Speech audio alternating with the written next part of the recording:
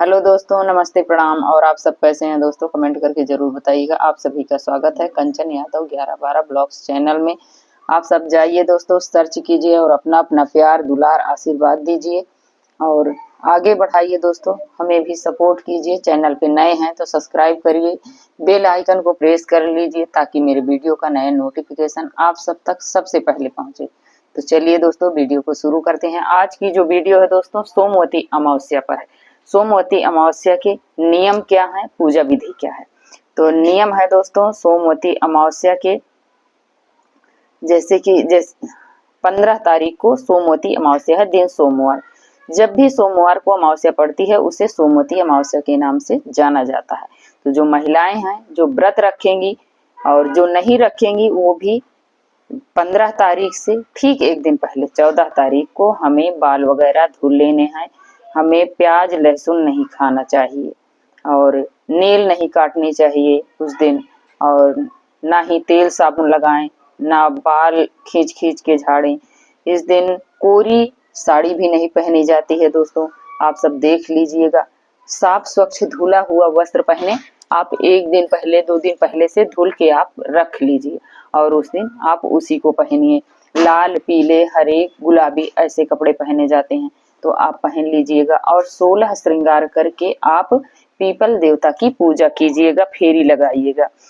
तो सुबह में भोर में उठें, 15 तारीख को सुबह भोर में उठकर हमें स्नान ध्यान कर लेना चाहिए। यदि नदी तालाब है तो उसमें नहीं है तो घर की बाल्टी में जो आपने जल भरा है उसमें थोड़ा सा गंगा जल डालकर आप स्नान कर लीजिए, काला तिल डाल लीजिए, स्नान करिए। स्नान करने के बाद साफ स्वच्छ धुला हुआ वस्त्र पहनिए और 16 श्रृंगार करें, महावर वगैरह लगाकर बाकायदा। और आपको उस दिन सिंदूरे का सिंदूर लगाना चाहिए, पीले सिंदूर, पीला सिंदूर लगाना चाहिए। पीला ही सिंदूर चढ़ाना चाहिए, पीला ही दान करना चाहिए। यदि आपको ना मिले तब आप रेड सिंदूर का यूज करें।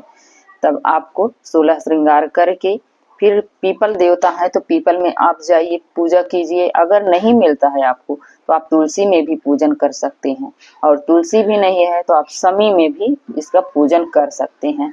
इसलिए कहते हैं ये सब भगवान के ही वृक्ष हैं और इसमें सब में भगवान ही विराजमान रहते हैं। और पीपल में तो सबको पता ही है, और तुलसी में भी विष्णु भगवान शालिग्राम भगवान विराजमान रहते हैं। पीपल में ब्रह्मा विष्णु महेश तीनों देवी देवता रहते हैं। तो आप जाइए वहां पे और अपना पूजन कीजिए। सबसे पहले आप जल चढ़ाइए। जल के लोटे में आपको थोड़ा सा, चाहे आप गुड़ डाल लें या चीनी डाल लें, और लाल पुष्प डालिए और उसमें काला तिल डालकर आप जल चढ़ाइए। जल चढ़ाने के बाद आपको एक स्वास्तिक बना लीजिए। स्वास्तिक को हम गणेश जी का रूप मानते हैं। फिर आप दीपक जलाइए। दीपक में आपको रुई का यूज नहीं करना है दोस्तों, तो आप एक दिन पहले ही आप अपना दीपक तैयार कर लीजिए, या तो फिर कच्चे सूत का आप बाती बना लीजिए और घी का दीपक जलाएं। दीपक जलाने के बाद आप सोना धोबिन का ऐपन से, ऐपन तो आप लोग जानते हैं ना, चावल के आटे में हल्दी मिलाकर बनाया जाता है, तो उसे आप सोना धोबिन का आप एक प्रतिमा बनाइए। प्रतिमा बनाने के बाद 5 ठी आपको ऐसे हाथ के पंजे की टिकरी लगाना है पेड़ में पीपल के। लगाने के बाद सबको आपको तिलक करना है रोली से। तो तिलक करें। तिलक करने के बाद आप जो कुछ भी फल फ्रूट सुहाग का सामान ले गए हैं वो वहां पर चढ़ाइए।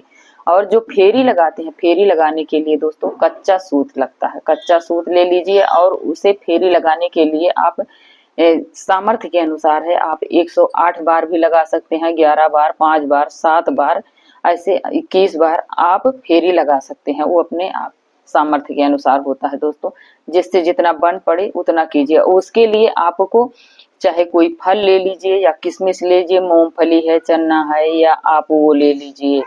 कोई कोई सिटकी भी ले जाते हैं, जिसकी जैसी सामर्थ्य हो वो आप वैसे कर लीजिए। तो जैसे आप एक फेरी लगा के आए तो एक छोड़ दीजिए और एक फिर हाथ में ले लीजिए, फिर आप लगाइए। ऐसे लगाया जाता है ताकि मुझसे भूल ना हो, इसलिए लगाइए। फेरी लगाने के बाद आप अपने मांग में पहले सोना धोबिन को आप सिंदूर चढ़ाइए। चढ़ाने के बाद नाक से लेकर मांग तक अपने मांग में सिंदूर चढ़ाइए। यदि आप सिंदूरा ले जाते हैं, सिंदूरे से एक बार लगाकर अपने मांग में चढ़ा लीजिए, दोबारा नहीं। फिर आप जो वहां पूजन के लिए ले गए उसमें से चढ़ाइए। फिर उसके बाद जो दान करना है वो आप दान करिए, कुछ अपने लिए सुहाग के लिए भी चढ़ा दीजिएगा। और यदि आपके पास साड़ी है, कपड़ा है, जो भी है आप अपने श्रृंगार के लिए अपना भी चढ़ा दीजिए, अपने पति के लिए भी चढ़ा दीजिए, इसलिए कि उन्हीं के लिए ये व्रत होता है दोस्तों, अखंड सुहाग के लिए। तो आप उनके लिए भी चढ़ा सकती हैं, पैंट शर्ट है या कुछ नहीं है तो आप कलावा चढ़ा दीजिए। वहां से जब पूजन करके आएंगे और मीठे में जो आपसे बन पड़े दोस्तों वहां चढ़ा दीजिएगा। चढ़ाने के बाद जब वहां से आएंगे तो आप अपने पति का पैर छू लें, प्रणाम कर लें और उन्हें कलावा बांध दें। वही जो कलावा वहां चढ़ाई थी वही कलावा आप चढ़ा दीजिए और प्रणाम कर लीजिए और उन्हें जो भी आप प्रसाद वहां पे चढ़ाई है उन्हें अपने पति को खिला के आप उन्हें पानी पिला दीजिए। फिर इसके बाद आप जो भी आपको जलपान करना हो या व्रत रखना है तो आप व्रत रख लीजिए।